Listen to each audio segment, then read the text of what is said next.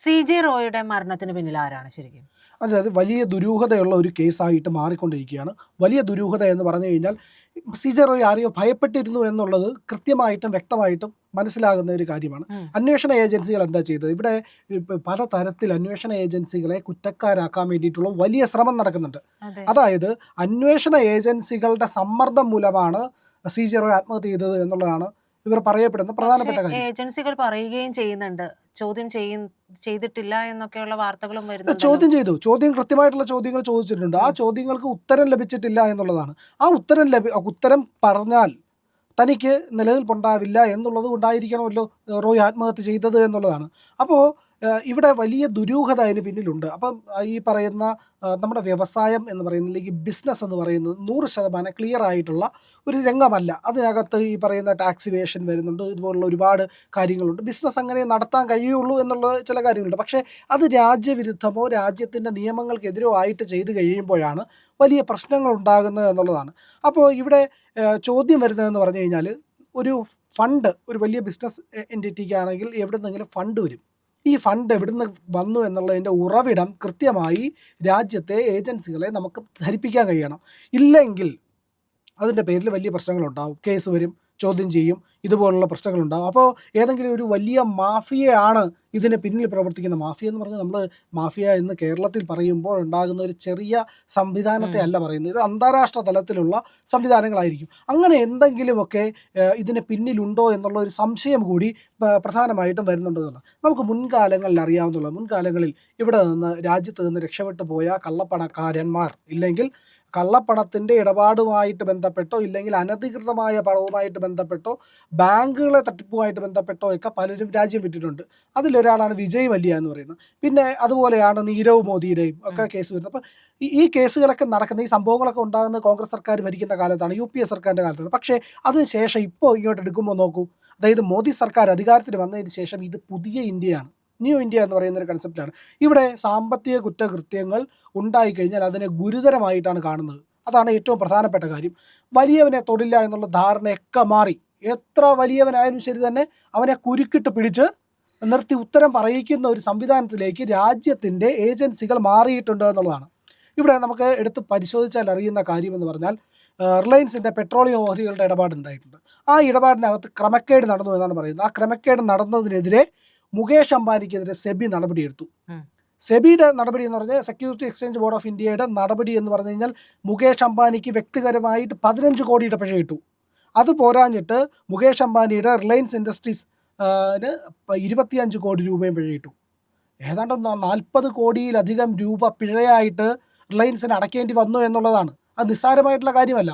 അപ്പോൾ വലിയ തോതിൽ ഇങ്ങനെ പിഴ ചുമത്താനും ക്രമക്കേടുകൾ കണ്ടെത്തി കഴിഞ്ഞാൽ പിഴ ചുമത്താനുള്ള സംവിധാനം ഇന്ന് രാജ്യത്തുണ്ട് എന്നുള്ളതാണ്. എത്ര വലിയവനായാലും ശരി തന്നെ, എത്ര വലിയ സമ്പന്നനായാലും ശരി തന്നെ, വ്യവസായി ആയാലും ശരി തന്നെ, ഇവരൊക്കെ പിടിക്കപ്പെടും തെറ്റ് ചെയ്താൽ എന്നുള്ളതാണ് ഇവിടുത്തെ പ്രധാനപ്പെട്ട കാര്യം. അതിനെ ചങ്കൂറ്റമുള്ള ഏജൻസികളാണ് ഇന്നുള്ളത് ഇവിടെയും. പിന്നെ രണ്ടാമത്, ഇനി അദാനിയുടെ കാര്യം എടുത്തു നോക്കും. അദാനി മോദിയുടെ ആളാണ് എന്നൊക്കെയാണല്ലോ പറയുന്നത്. അങ്ങനെയാണെങ്കിൽ അദാനിക്ക് പിഴ ചുമത്തിയതോ? മോദിയുടെ ആളൊന്നുമല്ല. മോദിക്ക് ഈ പറയുന്ന വ്യവസായികളുമായിട്ട് വ്യവസായ സൗഹൃദമാണ് ഇന്ത്യ എന്നുള്ള ഒരു കാര്യമേ ഉള്ളൂ. പക്ഷേ നിയമവിരുദ്ധ പ്രവർത്തനം എവിടെ നടക്കുന്നോ അവിടെ കൃത്യമായിട്ടുള്ള നടപടി ഉണ്ടാകുമെന്നുള്ളതാണ്. അതായത് ഓഹരി വിപണിയിൽ ചട്ടങ്ങൾ ലംഘിച്ചതിന്, അതായത് ലിസ്റ്റിങ്ങിൽ ക്രമക്കേട് കാണിച്ചതിന് ചട്ടങ്ങൾ ലംഘിച്ചു എന്ന് പറഞ്ഞിട്ടാണ് അദാനി ഗ്രീൻ എനർജിക്കും അദാനി ട്രാൻസ്മിഷനും BSE, അതായത് ബോംബെ സ്റ്റോക്ക് എക്സ്ചേഞ്ചും NSE നാഷണൽ സ്റ്റോക്ക് എക്സ്ചേഞ്ചും പിഴ ചുമത്തി. അങ്ങനെ വമ്പൻ പിഴയാണ് ഈ പറയുന്ന അദാനിക്ക് ഒടുക്കേണ്ടി വന്നത് എന്നുള്ളതാണ്. അല്ല, ഇയാള് ഈ പറയുന്ന സി.ജെ. റോയ്ക്കും ഇത്തരത്തിൽ എന്തെങ്കിലും ഒരു തരത്തിൽ ഒരു ശരിയല്ലാത്ത രീതിയിലുള്ള ഒരു പ്രവർത്തനം ഉണ്ടെന്ന് വിചാരിക്കുക. അങ്ങനെയാണെങ്കിൽ പിഴ ചുമത്തുക മാത്രമേ ഉള്ളൂ. അതിന് ഇദ്ദേഹം പോയി ആത്മഹത്യ ചെയ്യേണ്ട കാര്യമുണ്ടോ? അങ്ങനെയല്ല. അതായത് ED ആണ് വരുന്നതെങ്കിൽ കൃത്യമായിട്ടും ഈ സാമ്പത്തിക കുറ്റകൃത്യം നടന്നിട്ടുണ്ടെങ്കിൽ, രാജ്യദ്രോഹ പ്രവർത്തനമാണെങ്കിൽ അതിൽ ഇടപെടുമെന്നുള്ളതാണ് മറ്റൊരു കാര്യം. പക്ഷേ ഇവിടെ ഇൻകം ടാക്സ് ആണ് വന്നിരിക്കുന്നത്. ഇൻകം ടാക്സ് എന്ന് പറഞ്ഞു കഴിഞ്ഞാൽ പിഴ ചുമത്തുന്ന ഒരു ഏജൻസിയാണ്. പിഴ ചുമത്തുക, ഇല്ലെങ്കിൽ അവർ ഈ പറയുന്ന പെനാൽറ്റി അടപ്പിക്കുക, നികുതി അടപ്പിക്കുക, ഇതൊക്കെയാണ് ഈ പറയുന്ന ഇൻകം ടാക്സ് ചെയ്യുന്നത്. പക്ഷേ ഇവിടെ ആ പ്രശ്നമല്ല, അതിനപ്പുറത്തേക്ക് അപ്പോൾ ഒരു പ്രശ്നമുണ്ടെന്നുള്ള, പണം നഷ്ടമാകും, ഇല്ലെങ്കിൽ പണം തൻ്റെ കയ്യിൽ നിന്ന് കുറേ പിഴ അടയ്ക്കേണ്ടി വരുമെന്ന് പറയുന്നതല്ലല്ലോ പ്രശ്നം. ഇതിന് പിന്നിൽ ചോദ്യങ്ങൾ ചോദിക്കുമ്പോൾ അതിന് ഉത്തരം നൽകേണ്ടി വരുമ്പോൾ അത് മറ്റാരെങ്കിലും എത്തുമോ എന്നുള്ളത് ഈ സോഴ്സ് പറയേണ്ടി വരും. അതായത് നമ്മൾ പിഴ അടയ്ക്കുന്ന മാത്രമല്ല, എനിക്ക് എൻ്റെ കയ്യിൽ കുറേ പണം കിട്ടി, അപ്പോൾ ഞാൻ എൻ്റെ ഇരിക്കുന്ന പണം നികുതി അടച്ചിട്ടില്ല എന്നുള്ളതാണെങ്കിൽ, അല്ലെങ്കിൽ എൻ്റെ വരുമാനത്തേക്കാൾ, അതായത് വരവിനേക്കാൾ കൂടുതൽ എൻ്റെ കയ്യിൽ പണമൊന്നും ഉണ്ട് എന്നുണ്ടെങ്കിൽ അവരത് പിടിച്ചെടുത്തിട്ട് ഞാൻ പിഴ അടച്ച് ഈ പറഞ്ഞ പോലെ ടാക്സ് അടച്ച് ബാക്കി പണം കൈപ്പറ്റാം. പക്ഷേ അപ്പോഴും ചോദ്യം അവിടെ ബാക്കി നിൽക്കും, ഇതിൻ്റെ സോഴ്സ് എന്താണെന്ന്. ആ സോഴ്സ് എന്താണ് എന്നുള്ള ഉത്തരം കൊടുത്തില്ല എന്നുണ്ടെങ്കിൽ ഫർദർ ഇൻവെസ്റ്റിഗേഷൻ വേറെ വരും. അപ്പോൾ അങ്ങനെയുള്ള ഗുരുതരമായിട്ടുള്ള മറ്റ് കാര്യങ്ങളും ഇതിനകത്തുണ്ട് എന്നുള്ളതാണ്. അപ്പോൾ നമ്മുടെ ഇന്ത്യയിലെ നിലവിലുള്ള സംവിധാനം വെച്ചിട്ട് എത്ര വലിയ ഉന്നതനായാലും പിടിക്കപ്പെടുമെന്നുള്ളതാണ്.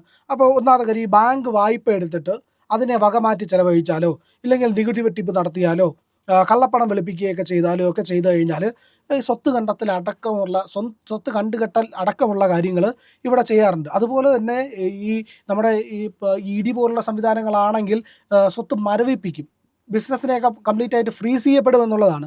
അപ്പോൾ സാമ്പത്തിക കുറ്റകൃത്യത്തിനെ രാജ്യദ്രോഹത്തിന് തുല്യമായ ഒരു കുറ്റകൃത്യമായിട്ടാണ് കണക്കാക്കുന്നത്. കാരണം രാജ്യത്തിൻ്റെ നിലനിൽപ്പ് എന്ന് പറയുന്ന ടാക്സിലൂടെയാണ്, ഈ പറയുന്ന ബിസിനസ്സിൽ ലഭിക്കുന്ന ടാക്സിലൂടെയാണ്. അപ്പോൾ ഇത്തരത്തിൽ തട്ടിപ്പുണ്ടായി കഴിഞ്ഞാൽ അത് വലിയ രീതിയിൽ ചോദ്യം ചെയ്യപ്പെടുമെന്നാണ്. അപ്പോൾ ഫണ്ടിൻ്റെ ഉറവിടം എവിടെ നിന്നാണ് എന്നൊരു ചോദ്യമുണ്ട്. CJ റോയി എന്തിനെ ഭയപ്പെട്ടു എന്നുള്ളൊരു ക്വസ്റ്റ്യൻ ഉണ്ട്. അതായത് തൻ്റെ ലോക്കർ തുറക്കാം, ഇല്ലെങ്കിൽ ഡോക്യുമെൻറ്റ്സ് എടുത്തു തരാമെന്ന് പറഞ്ഞ് ക്യാബിനിലേക്ക് പോകുന്ന റോയി സ്വയം വെടിവെച്ച് മരിക്കുക, നെഞ്ചിലാണ് വെടിവെച്ച് മരിക്കുന്നത്. അങ്ങനെയാണെങ്കിൽ ഇത് എന്തിനു വേണ്ടിയിട്ടാണ് ആ മരണത്തിലൂടെ എന്തെങ്കിലും മറയ്ക്കാനുണ്ടോ, ആരുടെയെങ്കിലും പേരോ ഇല്ലെങ്കിൽ ഏതെങ്കിലും ഒരു സംവിധാനമോ പറയാനുണ്ടോ എന്നുള്ള ഒരു പ്രധാനപ്പെട്ട കാര്യമുണ്ട്. അപ്പോൾ ഇതിനകത്ത് ഇങ്ങനെ നിലനിൽക്കുമ്പോൾ, വലിയ ദുരൂഹത നിലനിൽക്കുമ്പോഴാണ് കേരളത്തിലെ മാപ്രകൾ ഇതിനകത്ത് രാഷ്ട്രീയം തിരികെ കയറ്റുന്നത്.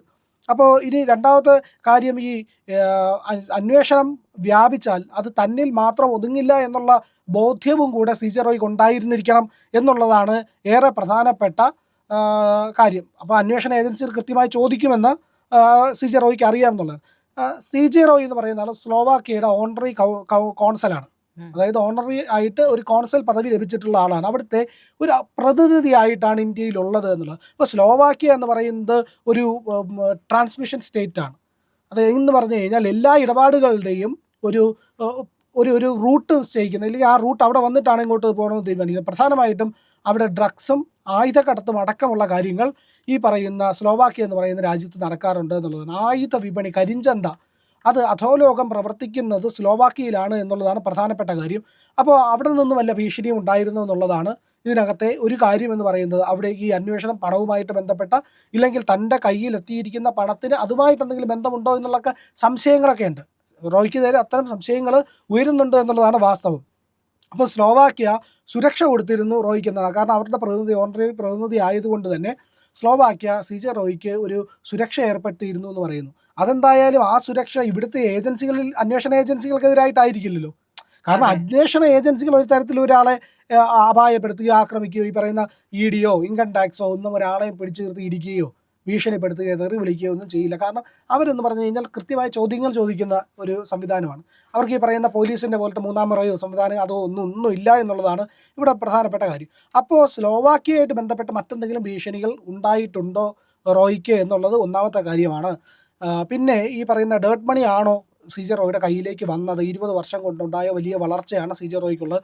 കോൺഫിഡൻസിൽ വിശ്വസിച്ചിരുന്ന ആളാണ്. ആർക്കും ബിസിനസ്സിൽ മുന്നേറാൻ വേണ്ടിയിട്ട് ഉപദേശങ്ങൾ കൊടുക്കുന്ന ആളാണ്.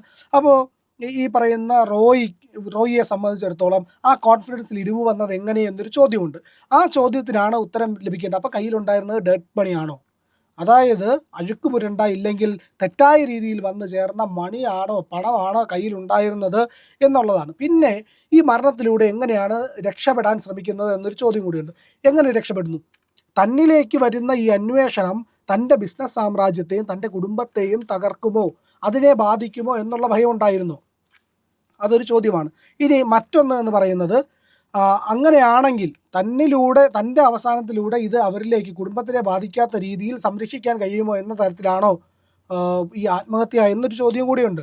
വലിയ ആത്മവിശ്വാസമുള്ള ആൾ, ജീവിതത്തിൽ വലിയ ഈ പറയുന്ന ധൈര്യമുള്ള ആൾ, കോൺഫിഡൻസ് ഉള്ള ആൾ പെട്ടെന്ന് എങ്ങനെയാണ് ഇത്തരത്തിൽ ഒരു മാനസികമായിട്ടുള്ള ഒരു വീഴ്ചയിലേക്ക് പോകുന്നത് എന്നുള്ളതാണ് ഇതിനകത്ത് പ്രധാന ചോദ്യം. അതായത് തനിക്ക് പിഴവ് സംഭവിച്ചോ, തൻ്റെ കയ്യിൽ നിൽക്കില്ലാത്ത ഒരു അവസ്ഥ ഇതിന് വരുമോ എന്നുള്ള ഒരു ഭയമുണ്ടായോ എന്നൊരു ചോദ്യമുണ്ട്. അങ്ങനെ ഒരു ഭയം ഉണ്ടായിട്ടുണ്ടെങ്കിൽ അതാവാം റോയിയുടെ ആത്മഹത്യക്ക് കാരണം എന്നുള്ള ഒരു പ്രധാനപ്പെട്ട വിലയിരുത്തലുണ്ട്. ആ വിലയിരുത്തൽ അങ്ങനെ ഒരു സംശയം, ആ സംശയം എന്ന് പറയുന്നത് നിസ്സാരമായിട്ടുള്ള കാര്യമല്ല. അങ്ങനെയാണെങ്കിൽ അതിലേക്ക് കൂടി കാര്യങ്ങൾ എത്തേണ്ടതുണ്ട് എന്നുള്ളതാണ് ഏറെ പ്രധാനപ്പെട്ട കാര്യം. വരും ദിവസങ്ങളിൽ ഇതിൻ്റെ ചുരുളുകൾ അഴിവായിരിക്കും. അന്വേഷണ ഏജൻസി അതിലേക്ക് കാര്യങ്ങളിലേക്ക്, ഇല്ലെങ്കിൽ ഈ പറയുന്ന രഹസ്യമായിട്ടും പരസ്യമായിട്ടുമുള്ള വലിയ അന്വേഷണം നടക്കുന്നുണ്ട്. ആ അന്വേഷണം എന്താവുമെന്ന് കണ്ടറിയേണ്ടതാണ്. പ്രിയപ്പെട്ട പ്രേക്ഷകരെ, ഇന്ത്യ ലൈവിന് നിങ്ങളുടെ പിന്തുണ ആവശ്യമാണ്. ഇന്ത്യ ലൈവ് ചാനൽ സബ്സ്ക്രൈബ് ചെയ്യുക. ഇന്ത്യ ലൈവിൻ്റെ ലോഗോയിൽ ക്ലിക്ക് ചെയ്താൽ ചാനലിനുള്ളിലേക്ക് എത്തും. അവിടെ സബ്സ്ക്രൈബ് ബട്ടൺ ഉണ്ട്, അത് അമർത്തുക. അതോടൊപ്പം തന്നെ ബെൽ ഐക്കണും കൂടി ക്ലിക്ക് ചെയ്യുക. ലൈക്ക് ചെയ്യുക, ഷെയർ ചെയ്യുക, മറ്റുള്ളവരോട് ഇന്ത്യ ലൈവ് സബ്സ്ക്രൈബ് ചെയ്യാൻ പറയുക. ഒപ്പം തന്നെ ഇന്ത്യ ലൈവിൻ്റെ പുതിയ ആധ്യാത്മിക ചാനലായിട്ടുള്ള പുണ്യം എന്ന ചാനലും, പുണ്യം ബൈ ഇന്ത്യ ലൈവ്, അതുകൂടി സബ്സ്ക്രൈബ് ചെയ്യുക. നമ്മൾ കൊളാബ് ചെയ്യുന്ന വീഡിയോകൾ ഇന്ത്യ ലൈവിനകത്ത് നിങ്ങൾക്ക് കാണാൻ കഴിയും. പുണ്യം ചാനൽ സബ്സ്ക്രൈബ് ചെയ്യുക. ആധ്യാത്മിക വിഷയങ്ങളിൽ നിങ്ങൾക്ക് തോന്നുന്ന സംശയങ്ങളെല്ലാം തന്നെ അതിൽ നിന്ന് മറുപടിയായി നിങ്ങൾക്ക് ലഭിക്കുന്നതാണ്.